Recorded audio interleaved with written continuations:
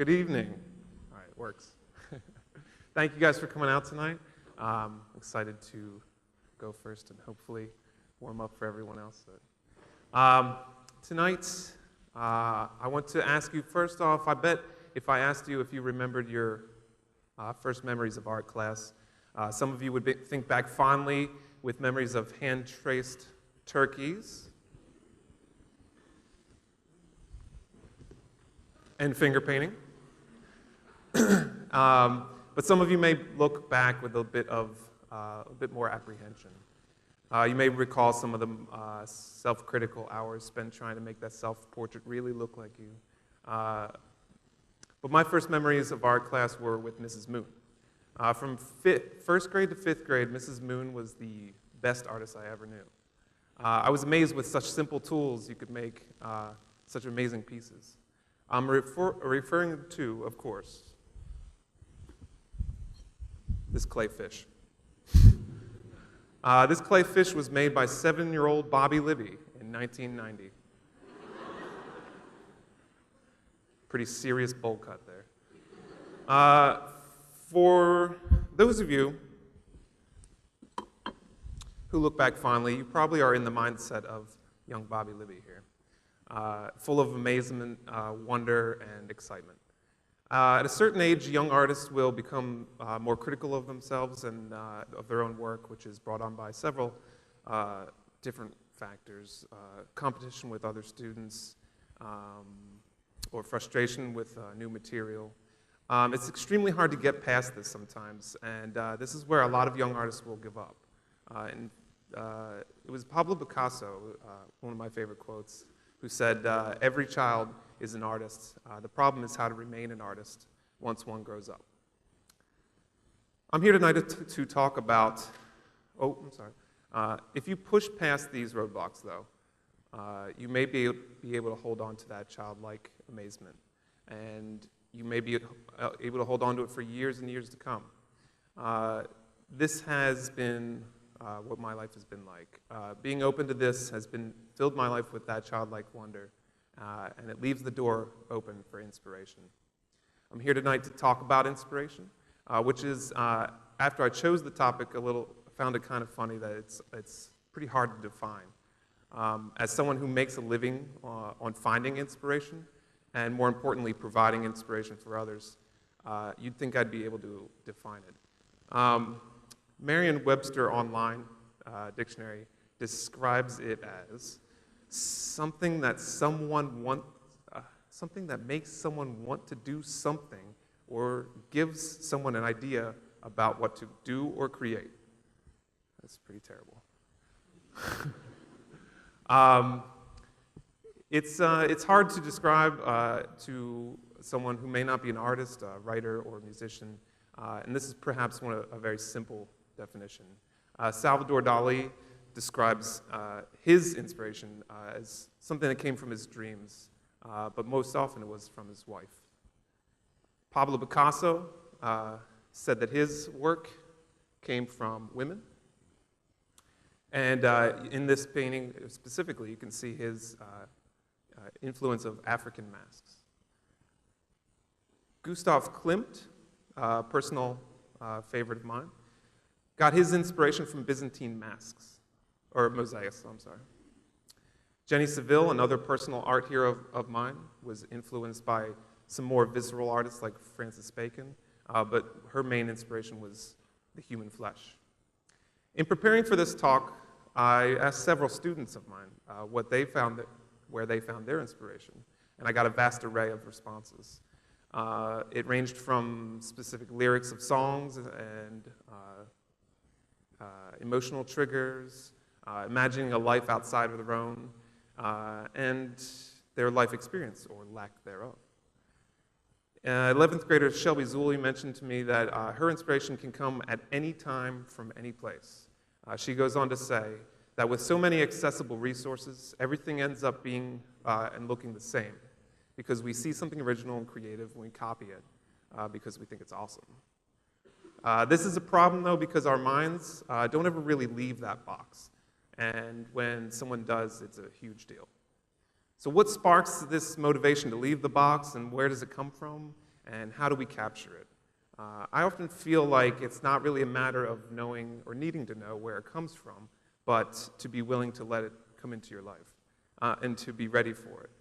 There is something inside everyone that motivates them to keep going. You will probably be able to name the top 3 things in your life that keep you sane. When everything else around you seems like it's a little too much or a little too much to handle, these are the things that keep you from calling it quits. For me, it'd be my wife, my family, my friends, and my art. This is what I call my passion. I was recently asked to speak at a good friend of mine's wedding, and as part of their ceremony, they asked the 4 speakers to represent the 4 elements of life, and mine was passion and fire. Passion, it was hard to define because for these 2 people, I know what I'm passionate about, but to describe it for these 2 people was a little bit more difficult. This is what I came up with. Passion is a strong internal drive. It's an intentional, cyclical, unending search that brings personal satisfaction. It is a search for answers only to find more questions. It's the reason you get up every morning. It's the reason you keep breathing, the reason you continue on. Without a passion, inspiration leads nowhere. Inspiration fuels the passion. The passion burns only if there's a spark. And we keep the fire of inspiration burning by collecting our inspiration. One of my biggest beliefs in life is that everything happens for a reason, and there are the events in your life happen for these reasons. The events of daily life, the people you meet, the words that you say, the music that you hear, all the information that you learn, all has purpose behind it. And if you allow yourself to be open to this information, what it has to tell you, you become a blank canvas, which will eventually fill up and gather layer upon layer of experience. But you will need to be ready to prepare all of this, or to collect all this. I have several tools that I keep with me, and I always like to have a sketchbook with me. And this is great for real quick sketches of ideas, one-liners, little funny things you may hear or think of. I always usually actually have it for construction of canvases and for future projects of myself. I also always have my iPhone, and I'm a little bit embarrassed to admit my reliance on such a little device. But it has been extremely convenient for recording quick ideas. You can speak into it, and it can write it down for you. It also is great for recording audio and video and photos. And probably the reason why it's the best tool is because it's always on you. Everyone always has it on. The final tool that I keep on me, these 3 tools, is a camera.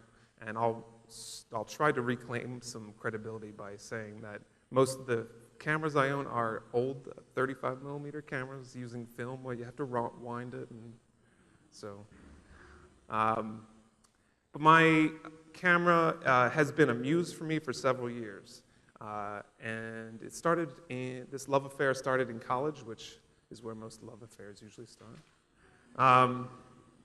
But it was actually with a bit of apprehension that I used the camera as such a resource.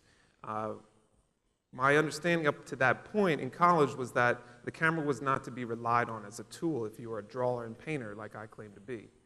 The challenge with art is to take a 3-dimensional world that you see outside and transpose that onto a 2-dimensional flat surface.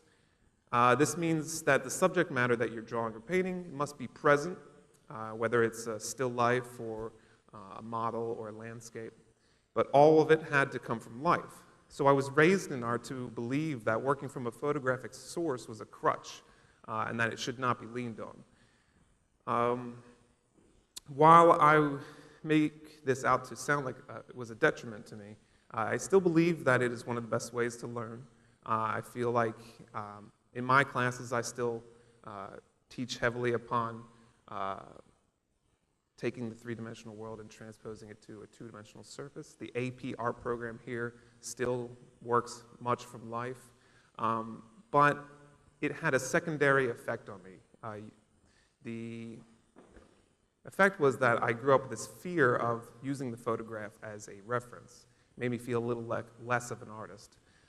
Yeah, I was great at taking a two-dimensional photo and reproducing it on a two-dimensional piece of paper, but I felt like I had no imagination or creativity. One of the biggest breakthroughs happened to me when I got to graduate school. I started my master's degree in University of Arts in Philadelphia in 2009. Immediately upon entering, my entire thought process and methodology of finding inspiration and cultivating it changed. My main muse at the time was portraiture. I loved painting the human form, and most oftentimes it was my friends that sat for me as models. I was tentative about my process, and almost shy about the fact that I used photography. And it wasn't until I met a few other artists and professors who encouraged me to embrace the photography as part of my process. Then it sort of became an essential part of my process, and I reveled in it. I took the camera and I immersed myself inside the photographic process. I started to take the photos, though, and push a little bit past what just taking a photo and reproducing it. Still portraiture. Yeah. The photos started changing then. I took multiple images, layered them, messed with exposure rate and everything, and I knew I started getting onto something, but everything changed when I sat down with a new director of the graduate program. I stepped inside Joe Girondelo's office, and though I had spoken to him a few times, this was our first real meeting. And a friend of mine had said that he'd be a great mentor for me. So I came into his office, sat down, I had all the stuff prepared. I had just put together my spring semester, and I had some photos to show him. Here's one of them. When I was going through these photos with him, and I was showing him this display that I had put up in the Phoenix Village Arts Center, he turned to me and said, "Wow, these photos are more interesting than the paintings." It was all I could really think of to say back. In putting together this whole body of work over the past months, preparing a series of images to show my future mentor, hopefully, and that being the first thing he said back to me was a little disappointing. I wasn't too phased by it, though. It actually wasn't a bad critique. So I've had worse, much worse. But what was more important than the critique itself was what I did with the information. Recognizing that there was some reason behind the way he said what he said and what he said. I went back to that same window, I started taking photos, and what came from that and the subsequent photos changed how I was really looking at it and inspired a series of paintings that lasted for 4 years. It got to the point where all I could see when walking down the street was reflections everywhere I went. Images of light dancing off a flat plane of glass, combinations of my reflection and the subject, and the glass itself. Whether it was colored glass or there was print on the glass, all of these things came into the way I was working, and I was hooked. I was a magpie collecting shiny objects to take back to my nests. There's me. Some of the photos became so difficult to really figure out where you were as the viewer that they looked like abstract paintings themselves. It was my pleasure then to create and record these in oil paint.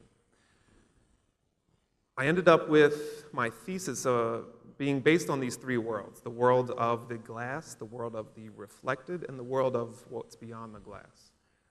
My life and my work became about noticing these abstract qualities in everyday life. I felt like I had stumbled onto something really big, and that my eyes had really been opened, and I was breathing fresh air. And I felt like I needed to record these images to share with the world. And to think that all of that came from one critique that was pretty lousy.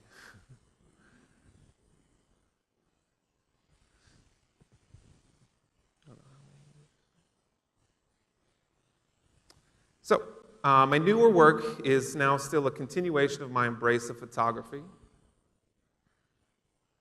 Here's the new stuff. In my paintings, I dealt with reflections. I was putting together these worlds in several different images to the point of abstraction. The viewer was left really to figure out where they were in the painting, whether they were looking at it something completely abstract or whether it was based in reality. And now my new works still deal with this duality. But they are also combining my second love, which is music. The main inspiration for these is double exposure photography. I'm working with layering subject matter that is maybe a little more familiar, but I'm also challenging what the viewer knows or sees as color. With the recognizable subject matter and the sort of pop of color, I'm hoping to appeal to a larger audience. Still, one of my favorite games to play with the viewer is to present a question. They may be able to decipher what they're looking at, but their realm of space and perspective and color has been changed and challenged. If they're given all of the answers, then what fun is the search? Some of my paintings, and most of my paintings and my studio practices, the paints that I use, the way that I plan out compositions, everything has been sparked by some sort of inspiration. Every passage of every painting has meaning, and every brushstroke behind it has meaning. A stone's throw causes ripples that continue on past the initial splash. I credit my willingness to allow moments of inspiration to come into my life. Anything really can serve as inspiration. It just takes maybe a more careful eye to appreciate these moments. Carl Jung once said, "Your visions will be clear when you look into your heart. Who looks outside dreams, who looks inside awakens." And I hope that you will now allow yourself to be open to awaken your inspiration. Thank you so much.